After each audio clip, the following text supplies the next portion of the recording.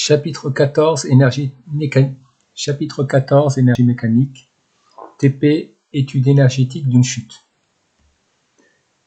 Alors, on dispose d'un film chgolf.avi d'une chute d'une balle de golf de masse 44 grammes.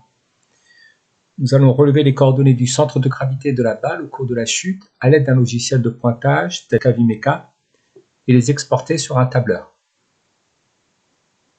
Pour ouvrir la vidéo, nous allons cliquer sur cette icône-là, ouvrir la vidéo que vous pouvez trouver sur Internet à l'adresse indiquée dans la description. On adapte la taille de la vidéo à l'aide de cette icône, on coche adapter. Voilà, vous avez une personne qui tient une balle de golf et qui va la lâcher. Alors, nous allons commencer par l'étalonnage. On va placer l'origine et sens des axes, l'origine sur le sol. L'axe va passer par le centre de gravité de la balle ou à proximité.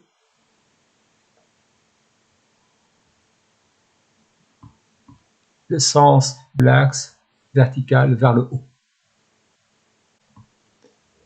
Nous allons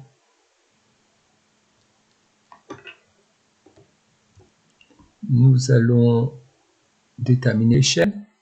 Là. La distance que l'on va indiquer est de 2,15 m. Le premier point, nous allons placer ici, au milieu de la chaise. On clique sur le deuxième point, on le place sur le pied droit tout en bas. La distance entre ces deux points-là est de 2,15 m. Puis, nous allons sur l'onglet mesure et nous allons pointer le centre de gravité de la balle tout au long de la chute.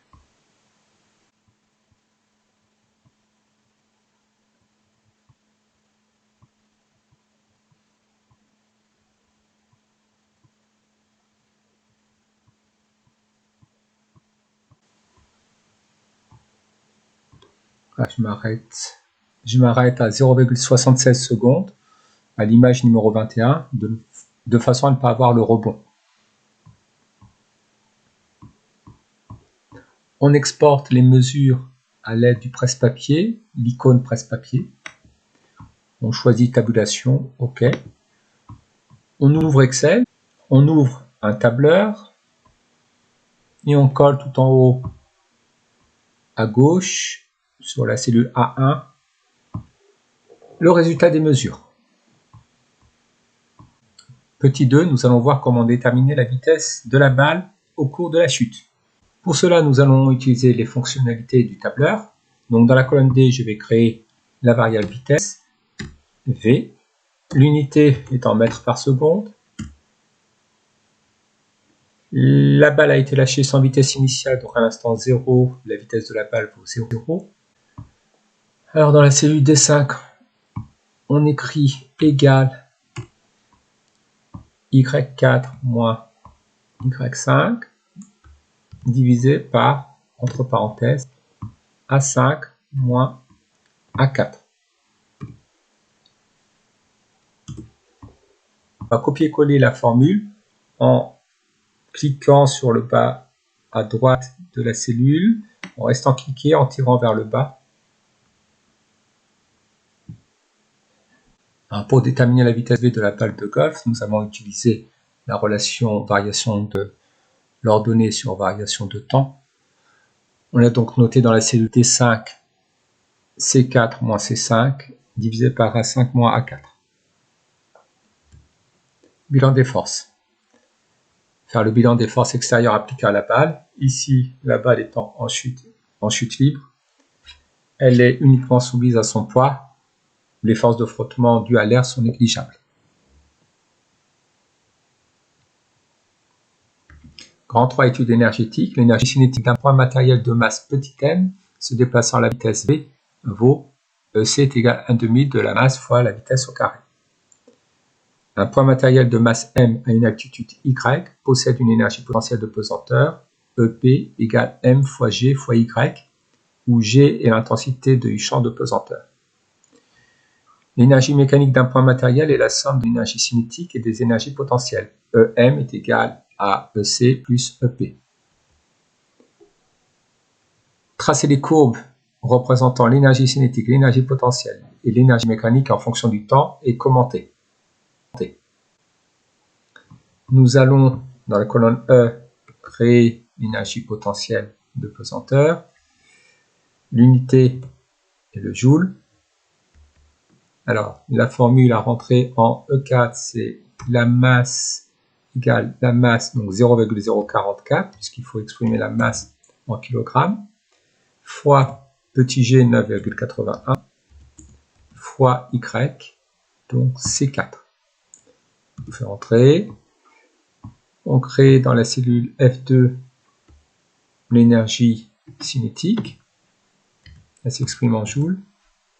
Elle se calcule en faisant 1,5, donc 0,5, fois la masse, 0,044, fois la vitesse au carré, donc D4 au carré.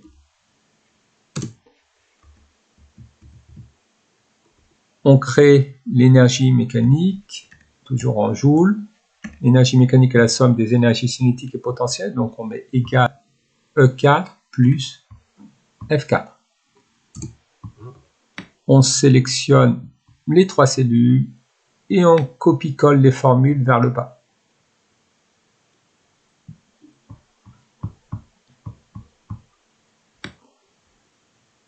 Pour tracer les courbes représentant l'énergie cinétique, l'énergie potentielle et l'énergie mécanique en fonction du temps, nous allons tout d'abord sélectionner les variables.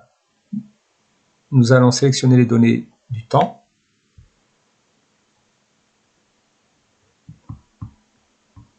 Puis on appuie sur CTRL, on sélectionne les variables correspondant aux énergies. On insère un graphique. On va sélectionner celui-ci par exemple.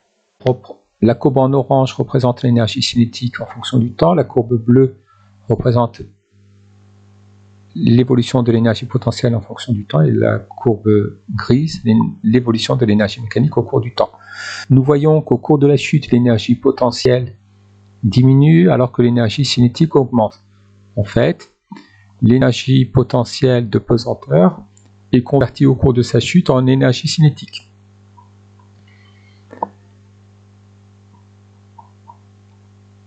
L'énergie totale, l'énergie mécanique, qui est la somme de l'énergie cinétique et de l'énergie potentielle de pesanteur, est à peu près constante. On peut, à première vue, considérer que l'énergie mécanique se conserve au cours de la chute. Voici donc les formules que nous avons rentrées pour calculer l'énergie potentielle de pesanteur, l'énergie cinétique et l'énergie mécanique aux différents instants. Au cours de la chute, l'énergie potentielle de pesanteur de la balle diminue, l'énergie cinétique de la balle augmente, l'énergie mécanique de la balle est constante, elle se conserve. Au cours de la chute, l'énergie potentielle de pesanteur est convertie en énergie cinétique. L'énergie mécanique de la balle se conserve car elle n'est pas soumise à des forces dissipatives.